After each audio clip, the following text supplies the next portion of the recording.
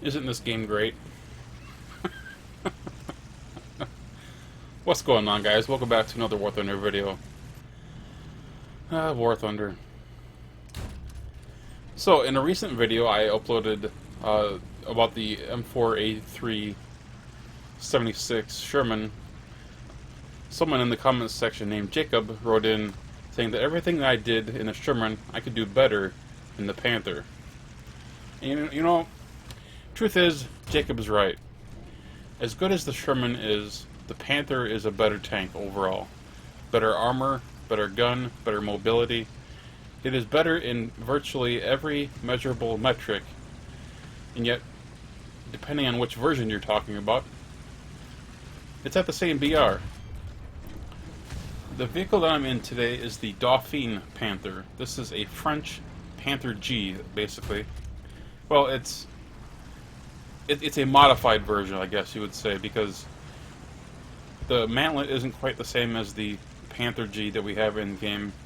It has a rounded turret face, so it is susceptible to shot traps, and it also loses the side skirts on the side. So there are some small differences, and it also loses the APCR shell. So for that reason, it has a battle rating of 5.7 instead of 6.0 like the German Panther G. Frankly, I love this tank. The only thing that I dislike with the Panthers, except for the Panther D, is the slow reverse speed. It's absolutely terrible. The thing that I dislike with the Panther D is the fact that it's got an absolutely terrible turret rotation speed. But the armor is good. It holds up really well. And that issue with the turret face being rounded over and not having this squared bottom like the Panther G does, it's not really that big of a deal if you use bushes to cover your mantlet, so I actually don't mind it so much. The armor holds up. The gun is excellent. It's the 75mm.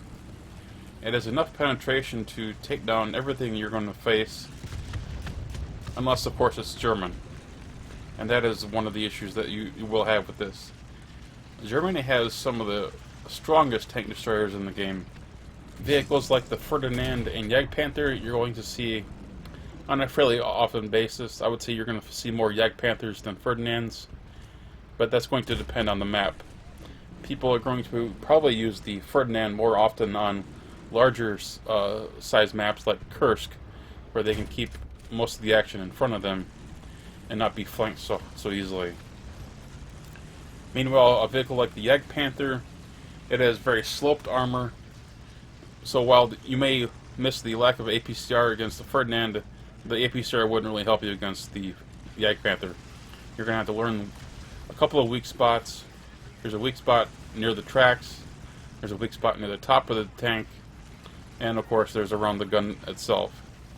And in that opening clip where I got trolled like crazy by Gaijin, I actually tried to shoot one of the weak spots near the tracks, and as you saw, I missed, and there wasn't anything else I could do at that point. I was too far angled. So one of the drawbacks to the Panther is that it doesn't really have a good lineup. That's what people are going to say. Right, the Panther, the only other 5.7 tank that France has at this point is the ARL-44. And the ARL-44 isn't known to be a particularly strong tank. It is a powerful gun, it has okay armor, it has okay mobility once you get the upgrades, but as a completely stock tank, it's kind of a turd. It's really unimpressive. Now, to back that up, it does have the M4A3E2 Jumbo Sherman, now that it's been moved up to 5.3, but in a potential up tier to face 6.7 tanks, are you really going to do well with a Jumbo? Probably not really. So load APCR if you have the Jumbo, but it is a good tank. It is a good backup behind the Panther and the ARL. After that, I would actually recommend taking out the M4A4 SA50 I know it sounds crazy, but at 4.7 battle rating, it is a very powerful gun. In a full up tier, it's pretty much a glass cannon, so be very cautious. Use your gun, not your armor. Whereas the Panther, on the other hand, is pretty darn good at just about everything, including taking on King Tigers close up.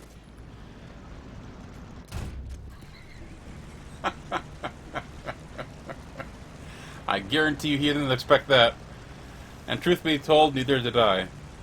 I just tried to take out his gun barrel and I missed and ended up penning him anyway. That's not something you see every day. But that just goes to show you what this gun can do. But anyway, back to the lineup potential. We've also got the AMX-13 DCA-40 for SPA. As far as airplanes, it just depends on how much you're willing to devote there. You got the P-63 King Cobra, you get 2 F-6F Hellcats, and there's also the potential for the purchase of the premium Narval at battle rating 5.7. So overall, you definitely have the potential for a good lineup. Now, this battle I'm going to actually narrate a little bit because we have a pretty good little battle here. We're on the expanded version of Eastern Europe. I believe it's called Eastern Province. I've pushed up to the cap, but I'm not able to cap it, so there's obviously somebody here. Push around the corner, and there's a Comet. Third person him. Now, I don't know what it is about Comets, but every time I third person him, I always get his gun barrel. Every single time. And of course, there's nothing they can do in return. I mean, the Comet has absolutely terrible reverse speeds. It's one of the worst in the game. I mean, it's right up there with the Panther. Look at me. I'm flying at -2, -3. I mean, this is terrible mobility. But going forwards, we do just fine. So I would spend a couple of minutes looking over the horizon, and I couldn't find anything. So I decided to come on down and help this IS-2 cap Bravo. I'm not sure why he wasn't capping. I assumed at the time that he was fighting someone or looking for someone from the enemy team, but I just wasn't sure. The IS-2 has such a slow reload that you really want to be sure when you take your shot and hit your mark, because otherwise you are probably going to die. As I approach the bridge, I spot an M18 out of the corner of my left eye.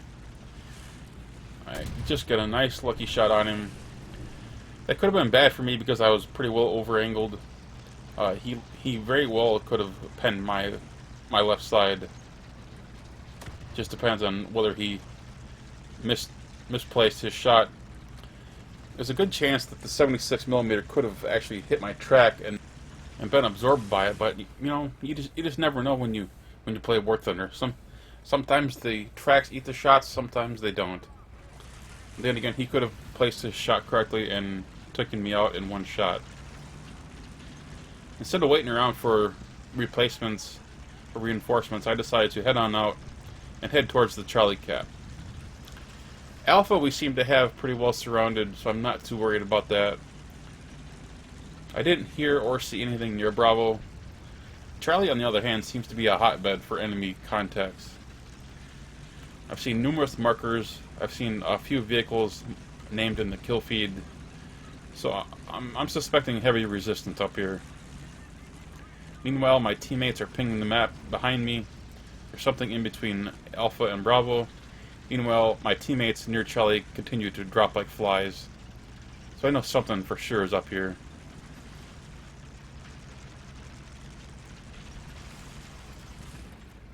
There was something that ducked behind that little house there, or that building. I see something here from the smoke, and it's just a ram. Not a heavy threat, but you still don't want to leave him out there because he's a threat to some of my teammates. Second shot takes him out, and I get shot by something which felt kind of weak. I wasn't immediately sure what it was, where it came from. I looked to my left because I thought for sure that it came from my left. But as I look out into the field, I spot a little bit of smoke, and the culprit is a Sherman. Really? That's all it was. that was peppering me with shots. Yeah, that's an easy kill. In the background, I see a shot fired, a Tiger being engaged. I see multiple vehicles. One's an M18. Not sure what the other one was, but we take him out. You get a nice, easy side shot on a M4A3 E2 76W, otherwise known as the 76 Jumbo. Very difficult tank to take down frontally sometimes, so it's good we were able to take him down.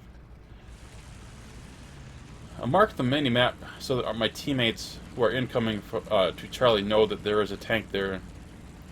What I should have done is I should have actually told them in chat that it's an M18.